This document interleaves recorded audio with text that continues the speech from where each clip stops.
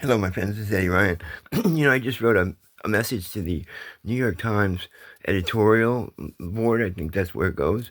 And it was about the Pop the Locks issue being totally ignored by the New York Times, asking them to cover it. I explained it and telling them, look, if you're a news organization not covering this issue, because it's about the ending of mass incarceration, racist-based mass incarceration here in America, by letting everybody who's over 40 and who has served 3 years in the crime to now be released if they pass a quick screen for safety. These are aging out convicts who are, your chances of reoffending are very slim because they, are just getting a chance to at least not die in jail. And this is what we're trying to do, be compassionate and modern on the issue and get away from the old primitive, old English thing that's been thrusted upon us as people, and we don't really want that as our system, where we warehouse African American men for money so the prison towns can stay alive. That needs to end. So this is why I'm suggesting that we federalize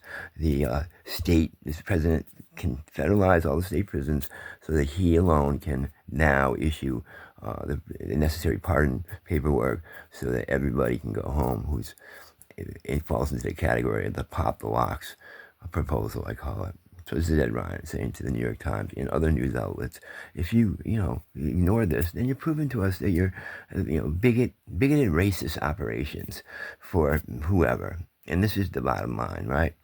And the time has come to call you what you are. Bigoted, racist operations that the people need to know exactly what you are. Because, it could go beyond even supporting you. We might not want you doing business in our country if you're doing this sort of thing, because it stinks. It stinks for everyone. And if you're calling yourself the news, well, then you better start doing the news. Thank you, my friends. I'm EdRyan.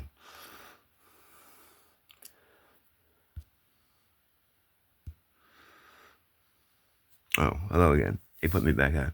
Well, I hate to sound, so strident, but it just baffles me when I hear things like, oh, EdRyan's name can't be printed by the press nowadays because it's a security classification issue. That's such bullshit. You know why? Because the government gives you rules. You only abide by them if they're moralistic or moral. These are not moral rules. You're shutting down a person who's talking about really decent issues. You're shutting down the person because there's political fear about the things I talk about, even though they're not violent. They're good. They're good for America. They're good for the heart. They're good for the soul. And, so grow up, will you? Grow a set of balls. Thank you.